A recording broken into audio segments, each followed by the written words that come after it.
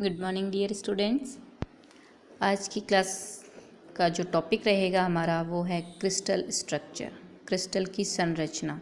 अभी तक हमने पढ़ा है कि क्रिस्टल में किस तरह के बंध बनते हैं, क्या बॉन्डिंग रहती है, और उस बंध को बनाने के लिए जो बाइंडिंग एनर्जी है वो आयनिक क्रिस्टल की हमने पढ़ी है। अब बॉन्डिंग पढ़ने के बाद में हम पढ़ते हैं इसका स्ट्रक्चर, यानी ठोसों का जो स्ट्रक्चर है वो क्या रहता है। ठोसों को सामान्यतः दो भागों में बांटा जा सकता है। एक होता है अक्रिस्टलीय ठोस, जिसको अमॉर्फस सॉलिड्स कहते हैं। दूसरा है क्रिस्टलाइन क्रिस्टलीय ठोस। अक्रिस्टलीय ठोस अमॉर्फस सॉलिड्स वो होते हैं जिनकी की कोई निश्चित ज्यामितीय संरचना नहीं पाई जाती, जबकि क्रिस्टलीय ठोस जिनकी की एक निश्चित ज्यामितीय संरचना पाई जाती है। जैसे कि यहाँ पर डायग्राम में दिया हुआ है, नीचे दो बॉक्स बनाए हुए हैं। एक बॉक्स जो बना हुआ है वो अक्रिस्टलीय ठोस की संरचना का है, जो कि बाईं तरफ है, लेफ्ट हैंड साइड में है, और जो दाईं तरफ है बॉक्स बना हुआ है, राइट हैंड साइड में जो बॉक्स बना हुआ है वो क्रिस्टलीय ठोस की संरचना का बना हुआ है। इस संरचना को देखने से, अगर हम देखें इस संरचना को अक्रिस्टलीय ठोस की, जो कि लेफ्ट हैंड साइड में है, उसकी संरचना को देखें तो हमें दो तरह के इसमें साइज़ दिख रही है। एक तो छोटी वाली जो कि डार्क साइड में है, और दूसरी है होलो साइज में सर्कल बने हुए हैं। ये दो तरह के पॉइंट्स हैं। इन पॉइंटों को देखें हम तो यहाँ पर स्ट्रक्चर में ये दोनों पॉइंट की कोई भी एक निश्चित यानी पीरियोडिसिटी नहीं है। इसमें पीरियोडिसिटी भी नहीं है, और कौन सा परमाणु कहाँ पर स्थित है उसकी पुनरावृत्ति भी पीरियोडिसिटी में नहीं आ रही है, उसकी पुनरावृत्ति भी एक फिक्स ऑर्डर में नहीं हो रही है। तो इस तरह से इनकी कोई निश्चित ज्यामितीय संरचना नहीं पाई जाती, जिनको कि कहते हैं अक्रिस्टलीय ठोस या अमॉर्फस सॉलिड्स। अक्रिस्टलीय ठोस का जो एग्जाम्पल है, उदाहरण है, उसको हम ले सकते हैं कांच। कांच में कोई भी डेफिनेट ज्योमेट्रिकल स्ट्रक्चर नहीं होता है, प्लास्टिक में भी नहीं होता है, और रबर में भी नहीं होता है। तो कांच, प्लास्टिक, रबर हैं एमॉर्फस सॉलिड के एग्जाम्पल्स। अब हम क्रिस्टलाइन सॉलिड का यदि डायग्राम देखें, जो कि बाईं तरफ बॉक्स में है, इस बॉक्स में ये जो दो तरह के पॉइंट्स है, साइजेज हैं, एक तो है होलो में सर्किल में, एक पॉइंट्स में है। यदि हम इस बॉक्स का जो ये बाईं तरफ का जो लाइन है, बाईं तरफ की जो लाइन है, इस लाइन में हम नीचे वाले कोने से यदि विकर्ण की तरफ जाता हुआ दाईं तरफ का ऊपर वाले कोने को यदि हम मिलाते हुए इस बढ़ते रहे, तो हम देखते हैं पहले एक गोला है बड़ा वाला, फिर 3 गोले बड़े वाले, फिर 5 गोले बड़े वाले, और फिर ये 6 गोले बड़े वाले। इस तरह से इसकी ये जो गोलों की जो पुनरावृत्ति है, और उसके बीच में छोटे गोले, यानी एक बड़ा गोला, फिर छोटा गोला, फिर बड़े गोले, फिर छोटे गोले, फिर बड़ा गोला, फिर छोटे गोले। इस तरह से इनका जो रिपीटिशन है वो एक डेफिनेट ऑर्डर में हो रहा है। इस तरह से इनका जो स्ट्रक्चर है वो डेफिनेट ज्योमेट्रिकल स्ट्रक्चर पाया जाता है। तो ये कहलाते हैं क्रिस्टलाइन सॉलिड्स। और इन क्रिस्टलाइन सॉलिड्स का हम यदि एग्जाम्पल देखें तो हीरा की जो संरचना है वो निश्चित ज्यामितीय संरचना होती है, एक फिक्स ज्योमेट्रिकल स्ट्रक्चर पाया जाता है हीरे में। या सोडियम क्लोराइड में देखें NaCl में, या पोटेशियम क्लोराइड में देखें, गंधक में, शक्कर में क्रिस्टल्स होते हैं छोटे छोटे। तो इन सब की जो स्ट्रक्चर है वो डेफिनेट स्ट्रक्चर पाई जाती है, इसलिए ये क्रिस्टलाइन सॉलिड्स में आते हैं। जबकि कांच, प्लास्टिक, रबड़ हैं जो अमॉर्फस सॉलिड्स में आते हैं, अक्रिस्टलीय ठोसों में आते हैं। अब जो ठोस हैं यानी क्रिस्टल हैं, वो क्रिस्टल किस तरह से बनते हैं? क्रिस्टल को हम लिख सकते हैं जालक प्लस आधार बराबर क्रिस्टल, यानी lattice plus basis equals to crystal. तो लैटिस क्या है, आधार क्या है, और इन दोनों को जोड़ दे तो हमारे पास में क्रिस्टल बन जाता है। तो सबसे पहले हम पढ़ेंगे जालक क्या होता है, आधार क्या होता है, फिर उन दोनों को जोड़ दिया जाता है तो क्रिस्टल बन जाता है। तो जालक क्या है?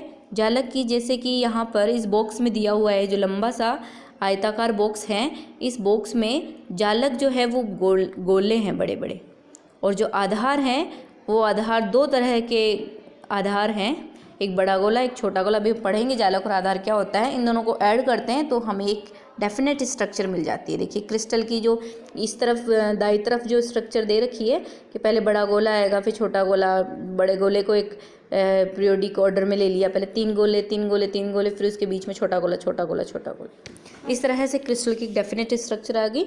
और ये स्ट्रक्चर जो है वो किससे मिलकर के बनती है? जालक प्लस आधार से। जालक प्लस आधार बराबर होता है क्रिस्टल। जालक क्या होता है? जालक ये हैं, जैसे कि यहाँ पर दिए हुए हैं कि किसी क्रिस्टल का जालक उन बिंदुओं पर आवृत्ति व्यू क्रिस्टल होता है जिस पर क्रिस्टल के अवयवी कण, परमाणु या अणु या आयन या मूलक संलग्न करने पर क्रिस्टल समान संरचना प्राप्त होती है। तो वो क्या कहलाता है? जालक। यानी जालक उन बिंदुओं का आवृत्ति व्यू है, यानी उन बिंदुओं का पीरियोडिक एरे होता है जिन पर कि कोई अणु, परमाणु, आयन, मूलक रख दिया जाए तो वो क्रिस्टल के समान संरचना प्राप्त होती है। यानी कि ये खोखले जो बिंदु है, यानी यहाँ पर जो बिंदु हैं, यहाँ पर परमाणु, अणु, मूलक या आधार, मूलक या आयन ये आने वाले हैं। तो इन बिंदुओं को क्या कहते हैं हम? जालक। तो इन बिंदुओं को जालक बिंदु, और इन जालक बिंदुओं का जो पीरियोडिक एरे है वो कहलाता है जालक। ओके, यानी जालक, किसी क्रिस्टल का जालक उन बिंदुओं का पीरियोडिक एरे होता है जिस पर क्रिस्टल के अवयवी कण, परमाणु, अणु या आयन या मूलक संलग्न करने पर क्रिस्टल समान संरचना प्राप्त होती है। और जो ये अवयवी कण हैं, जहाँ जालक बिंदुओं पर जो अवयवी कण आएंगे, अवयवी कण कौन से?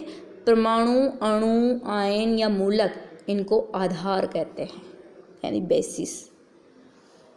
तो जब इन जालक बिंदुओं पर इन बेसिसों को रख दिया जाता है तो हमें जालक संरचना प्राप्त होती है, क्रिस्टल संरचना प्राप्त होती है। यानी जालक प्लस बेसिस, यानी यहाँ पर परमाणु, अणु, आयन आने हैं और परमाणु, अणु, आयन आने के बाद में जो संरचना प्राप्त होती है वो कहलाती है क्रिस्टल।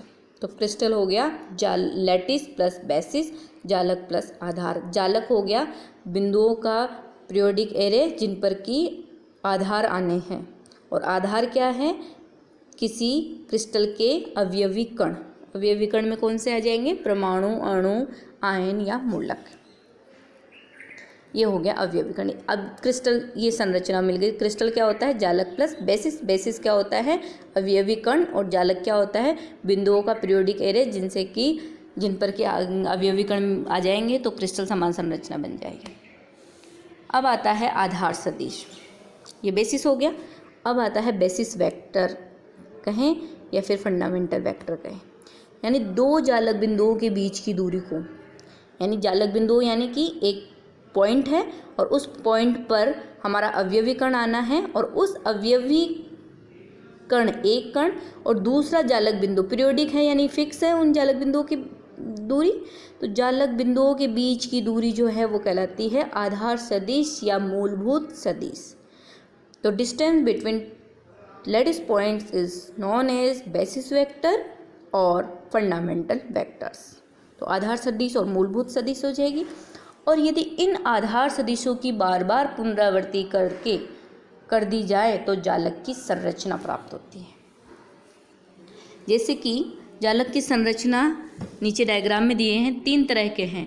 एक है रेखीय जालक, एक है समतलीय रेखिक जालक, समतलीय जालक, आकाशीय जालक, linear lattice, planar lattice, space lattice.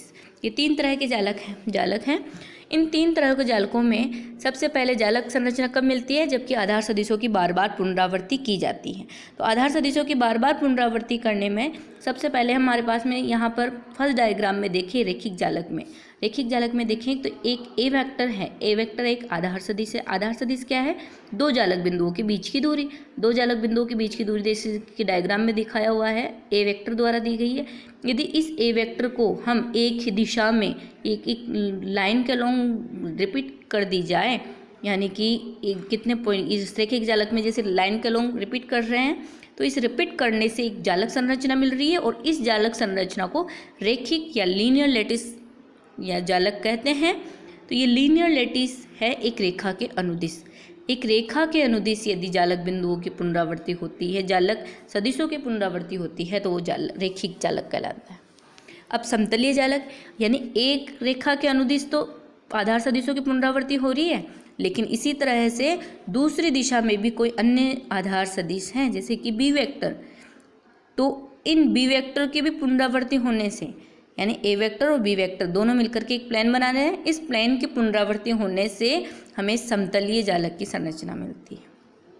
Third जो डायग्राम है, इसमें एक दिशा में ए वेक्टर की पुनरावृत्ति हो रही है, दूसरी दिशा में बी वेक्टर की पुनरावृत्ति होती है। यदि तीसरी दिशा में सी वेक्टर की पुनरावृत्ति हो रही है, तो इनसे बनने वाला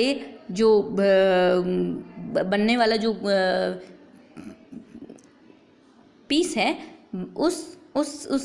उसका रिपीटेशन, यानी ए वेक्टर का भी रिपीटेशन, बी वेक्टर का भी रिपीटेशन, सी वेक्टर का भी रिपीटेशन, तो इससे बनने वाला जो जालक है वो स्पेस लैटिस या आकाशीय जालक कहलाता है। अब इन आधार सदिशों से, आधार सदिश या मूलभूत सदिशों से हमें एक कोशिका मिलती है, जिसे प्रिमिटिव सेल, अभाज्य कोशिका। अब हम पढ़ेंगे अभाज्य कोशिका क्या है। तो मान लेते हैं, जैसे कि इस डायग्राम में दे रखा है, स्पेस लैटिस में कोई जालक है जिसमें कि इसकी जो इनिशियली है, यानी स्टार्टिंग की जो ए वेक्टर, बी वेक्टर और सी वेक्टर जो इसका आधार सदिश है, वो मान लेते हैं कि वो क्रिस्टलाइन एक्सिस के अलोंग है, यानी एक्स एक्सिस के अलोंग ए वेक्टर है, वाई एक्सिस के अलोंग बी वेक्टर आधार सदिश है और जेड एक्सिस के अलोंग सी वेक्टर आधार सदिश है। मान लेते हैं ये ए बी सी जो हैं वो एक्स वाई जेड के द्वारा दिशाओं में दर्शाए जाते हैं। अब ए बी सी जो हैं वो इस डायग्राम में जो स्टार्टिंग का पॉइंट है एक बिंदु और जो दूसरा बिंदु, यानी कि एक बिंदु से दूसरे बिंदु तक पहुंचने में ए दूरी तय की है, वाई एक्सिस के अलोंग बी दूरी और जेड एक्सिस के अलोंग सी दूरी है। एक बिंदु से दूसरे बिंदु के बीच में जो स्थानांतरण सदिश है, यानी एक बिंदु से दूसरे बिंदु के बीच की जो स्थिति है वो दी जाती है टी वेक्टर बराबर n1 A vector plus n2 B vector plus n3 C vector, जहाँ पर n1 n2 n3 जो है वो आर्बिट्रेरी इंटीजर्स है और ए बी सी जो है वो फंडामेंटल वेक्टर्स है, यानी मूलभूत सदिश है, वो स्वैच्छिक पूर्णांक है।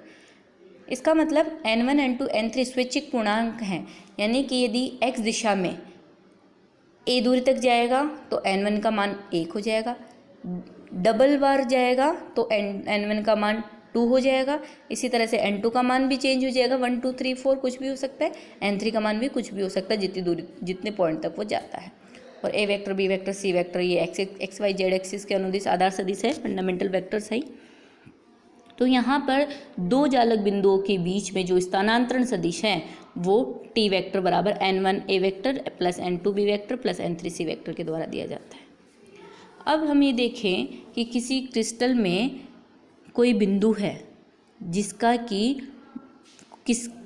कि हम एक निर्देश तंत्र में रखते हैं। किसी क्रिस्टल को हमने निर्देश तंत्र में रखा और उस क्रिस्टल में कोई बिंदु है, उस बिंदु का उस निर्देश तंत्र के जो ओरिजिन है, उस ओरिजिन से जो स्थिति सदिश है वो आर वेक्टर है और उस आर वेक्टर को, ये स्थिति सदिश आ गया किसी बिंदु का, यानी किसी बिंदु का स्थिति सदिश आर वेक्टर है और हमने इस बिंदु से उसको स्थानांतरित कर दिया ट्रांसलेशन वेक्टर टी वेक्टर के द्वारा। तो हमें एक नया बिंदु प्राप्त होता है जिसको कि हम कह सकते हैं आर प्राइम वेक्टर। तो आर प्राइम वेक्टर है R vector plus translation vector T vector. अब हम इसका मान रखें, यदि इस आर वेक्टर जो कि पहले ही बिंदु का पोजीशन वेक्टर है और इस बिंदु को स्थानांतरित करने पर, टी वेक्टर के द्वारा स्थानांतरित करने पर एक नया बिंदु जो आर प्राइम प्राप्त हुआ है, उस बिंदु से और पहले वाले बिंदु आर वेक्टर से, आर प्राइम वेक्टर से और आर वेक्टर से यदि हम इस क्रिस्टल में परमाणु की व्यवस्था को देखें और यदि वो एक समान दिखाई देती है तो हम ये जो A vector B vector C vector जो स्थानांतरण सदिश है इसको हम कहेंगे प्रिमिटिव वेक्टर्स या अभाज्य सदिश। तो अभाज्य सदिश क्या होते हैं? यदि दो जालक बिंदुओं से परमाणु की व्यवस्था, यदि दो स्थिति सदिशों से परमाणु की व्यवस्था एक समान दिखाई देती है तो उन स्थिति सदिश को स्थानांतरित करने वाला स्थानांतरण सदिश अभाज्य सदिश कहलाता है। और इन अभाज्य सदिशों से बनने वाला जो समांतर षटफलक है वो अभाज्य कोष्टिका कहलाता है। जो प्रिमिटिव सेल हैं वो प्रिमिटिव वेक्टर्स से जो मिलकर के बनता है एक न्यून आयतन वाला बहुफलक, वो कहलाता है अभाज्य कोष्टिका। अब ये अभाज्य कोष्टिका जैसे कि यहाँ पर है, इस थर्ड वाले डायग्राम में देखें तो ये ए vector, B vector, C vector से मिलकर के जो बनी हुई एक सेल दिखाई दे रही है, ये सेल है प्रिमिटिव सेल यानी अभाज्य कोष्टिका। अभाज्य कोष्टिका किससे मिलके? ए vector, B vector, C vector से बनने वाले एक षटफलक से। और यह अभाज्य कोष्टिका में देखने को मिल रहा है कि यहाँ पर इस एक सेल में कितने, 4 तो नीचे आधार सदिश हो गए, इधर ऊपर 4 हो गए और इधर की तरफ 2 हो गए, इधर की तरफ, यानी हर आधार सदिश ऐसे कैसे इस तरफ ए की तरफ सटा हुआ कोई सेल होगा, ऐसे कैसे बी की तरफ सटा हुआ सेल होगा, ऐसे कैसे सी की तरफ सटा हुआ सेल होगा। यानी हम कह सकते हैं कि जितने आधार सदिश होंगे उतने ही प्रिमिटिव सेल बनते हैं।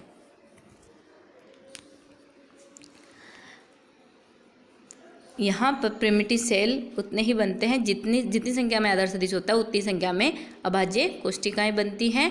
और इन प्रिमिटिव सेल में एक जालक बिंदु पाया जाता है जो लेटिस पॉइंट है, यानी कि हर इसके कोनों पर एक एक परमाणु होगा और इन सभी परमाणुओं का इस सेल में जो योगदान है वो एक परमाणु का 1/8 में, एक परमाणु का 1/8 में, तो इस तरह से 8 परमाणु का 1/8 × 8 यानी कि एक जालक बिंदु इस प्रिमिटिव सेल में पाया जाएगा। इसी तरह से एक यूनिट सेल होती है एकक कोष्टिका। एकक कोष्टिका न्यून आयतन वाला एक ऐसा बहुफलक होता है जिसके स्पेस में बार बार पुनरावृत्ति करने पर क्रिस्टल की बाह्य संरचना प्राप्त होती है। इसमें एक या एक से अधिक जालक बिंदु होते हैं। जबकि अभाज्य कोष्टिका भी एक अभाज्य सदिशों से बनने वाला समांतर षटफलक है, उसकी भी पुनरावृत्ति करने पर हमें क्रिस्टल की बाह्य संरचना प्राप्त होती है। यूनिट सेल में भी एक उसकी न्यून आयतन वाले एक वैसे बहुफलक की पुनरावृत्ति करने पर क्रिस्टल की बाह्य संरचना प्राप्त होती है, लेकिन एक कोष्टिका में एक या एक से अधिक जालक बिंदु होते हैं, जबकि अभाज्य कोष्टिका में एक ही जालक बिंदु होता है। अभाज्य कोष्टिका जो है उसमें 2 जो आधार सदिश हैं, आधार सदिश जो समांतर आधार सदिश हैं, उन आधार सदिशों का परिमाण जो है वो समान होता है और उनके बीच के जो कोण हैं वो एक समान होते हैं। जबकि यूनिट सेल में जो आधार सदिश हैं वो ए वेक्टर बराबर बी वेक्टर बराबर सी वेक्टर होना जरूरी नहीं है, हो भी सकता है और नहीं भी हो सकता है। इनके बीच जो कोण हैं वो एक समान हो भी सकते हैं और एक समान नहीं भी हो सकते हैं। तो एकक कोष्टिका में एक से अधिक जालक बिंदु पाए जाते हैं, जबकि अभाज्य कोष्टिका में एक जालक बिंदु पाया जाता है। अतः हम ऐसे कह सकते हैं कि सभी अभाज्य कोष्टिकाएं यूनिट सेल होती है, जबकि सभी यूनिट सेल प्रिमिटिव सेल होना आवश्यक नहीं है, क्योंकि एक अभाज्य कोष्ठ में एक जालक बिंदु है और एकक कोष्टिका में एक या एक से अधिक जालक बिंदु है। तो यदि एकक कोष्टिका में एक जालक बिंदु हुआ तो अभाज्य कोष्टिका भी हो गई है, जबकि यदि एकक कोष्टिका में 2 जालक बिंदु हुए तो ये अभाज्य कोष्टिका नहीं हुई, सिर्फ एकक कोष्टिका हुई। और जबकि सारी जो प्रिमिटिव सेल्स हैं वो यूनिट सेल होती हैं, जबकि सभी यूनिट सेल प्रिमिटिव सेल होना आवश्यक नहीं है। आज के लिए ये टॉपिक ख़त्म।